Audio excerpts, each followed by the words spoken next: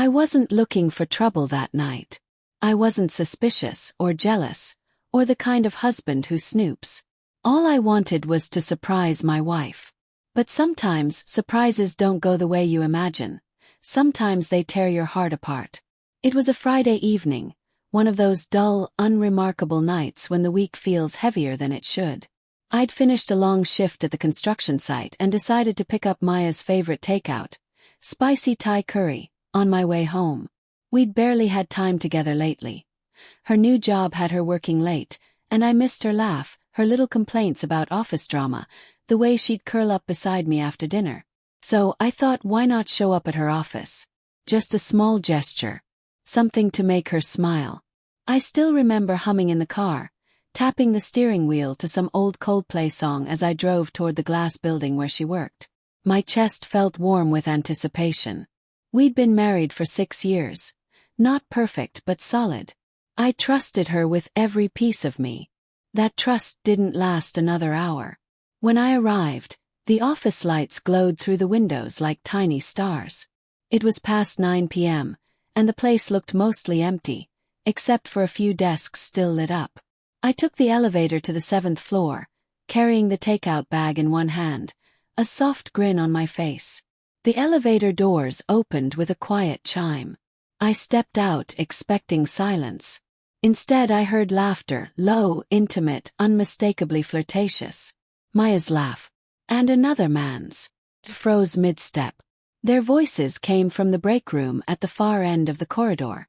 I crept closer, each footstep echoing too loud in my own ears. My heart pounded like a warning drum. Through the glass wall I saw them. Maya sitting on the edge of the counter, her hair tied back, smiling in that shy, playful way I hadn't seen in months. Across from her stood a man in a crisp shirt and loosened tie. Someone I vaguely recognized from her office parties.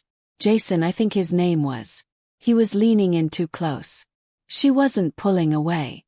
Come on, you know you love the attention, Jason teased. Maya laughed, brushing a strand of hair behind her ear, that nervous habit she had when she was flustered. My stomach twisted. She looked at him the way she used to look at me. Not just polite laughter. Not innocent. It was charged, full of something unsaid. Then I heard her reply, soft but clear. Oh, stop. You're terrible. She slapped his arm lightly. And he said, if your husband treated you like I would, you'd never stop smiling. I felt my throat tighten. The air in that corridor turned cold. Maya didn't get angry. She didn't correct him. She didn't even mention my name. Instead she smiled. A quiet, lingering smile that said everything I didn't want to know. The bag of food slipped from my fingers, landing with a dull thud. The sound made them both turn. Her face drained of color the second she saw me. Daniel, she whispered, voice trembling. I just stood there, frozen, staring through the glass. Jason stepped back instantly, muttering something under his breath before awkwardly walking out. Maya followed me, her heels clicking on the tile floor, her face pale. Wait, Daniel, it's not what you think. I laughed, though it came out dry, broken. Not what I think. You were flirting, Maya. I heard everything. Her eyes darted everywhere but mine. It was just a joke. He's a coworker, it didn't mean anything. I stared at her, searching for even a flicker of remorse, but all I saw was panic. Not guilt, panic that she'd been caught. Didn't mean anything. I repeated. Then why didn't you stop him? She didn't answer. The elevator ride down felt endless. She tried to grab my arm to explain, but I pulled away. Outside, the night air hit me like a slap. I swear, Daniel, it was harmless, she said. You're blowing it out of proportion. Harmless. I turned to face her. If I said those things to another woman, would you call it harmless? She hesitated. You wouldn't. Exactly, I said quietly. Her eyes filled with tears, but I couldn't tell if they were from guilt or fear. Maybe both. We drove home in silence. I could smell the curry filling the car, the meal I'd bought to surprise her, but the scent made me sick. That night I couldn't sleep. She sat on the edge of the bed, whispering apologies I barely heard. I've been stressed. Jason makes me laugh at work. I didn't realize it looked that way. Every word was an excuse. And maybe that was what hurt the most. She didn't seem devastated. He seemed defensive. I wanted to scream. I wanted to ask her when things started slipping away, when my wife began finding comfort in another man's attention. But I couldn't. I just lay there, staring at the ceiling, while the woman I loved turned into a stranger beside me. Days passed. She acted as if everything could go back to normal. She cooked breakfast, made coffee, kissed my cheek before leaving for work. But her phone never left her hand. One evening, I saw her smiling at her screen, fingers flying across the keyboard. "Who's that?" I asked, keeping my tone calm. She flinched. "Just a work thing." Something inside me cracked. I'd never checked her phone before, never needed to, but that night after she fell asleep I did. And there it was. A string of messages with Jason. Not explicit, not physical, but intimate in a way that cut deeper. Shared jokes, inside comments, photos from lunch breaks. Messages like, "You always make the day better. Wish I could talk to you without worrying who's watching." That last one burned. The next morning I confronted her. She woke to find me sitting on the edge of the bed, her phone in my hand. Her face went white. "Maya," I said quietly. "How long?" "Daniel, it wasn't, we didn't." "Answer me." Tears filled her eyes. "A few weeks. It was just talking."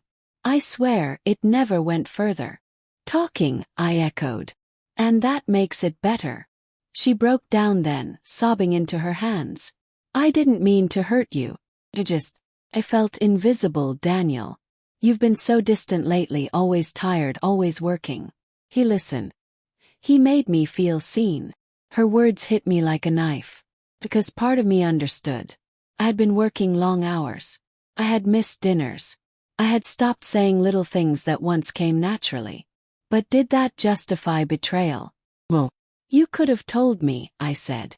"You could have said you felt lonely. Instead, you chose someone else." She reached for me, desperate. "Please, don't leave. I'll stop talking to him. I'll fix this." I wanted to believe her. God, I did. But something had already broken inside me. Something that couldn't be glued back with tears and promises. For weeks I tried. I really did.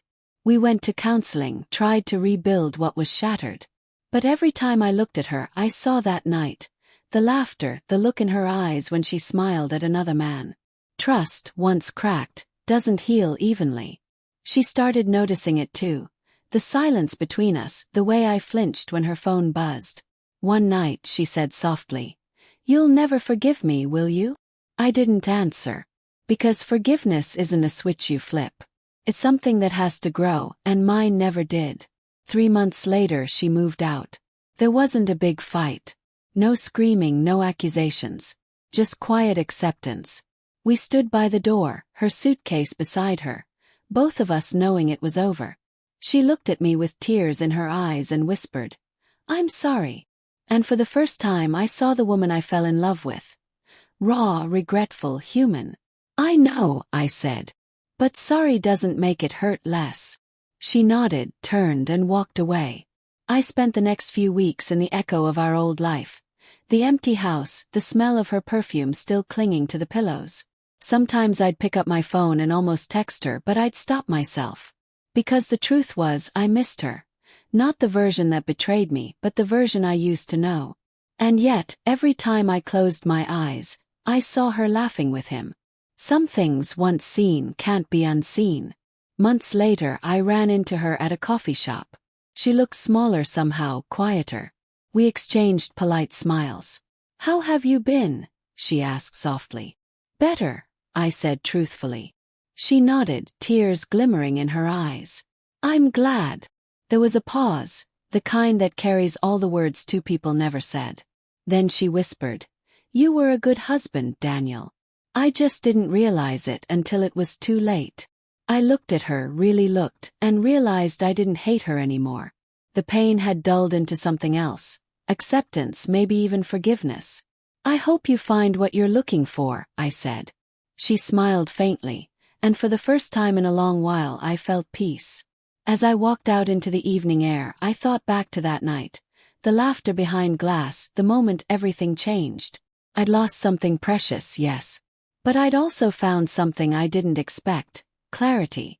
Sometimes love doesn't end with betrayal. It ends with understanding that you deserve honesty, even if it means walking away from the person you thought you'd spend forever with.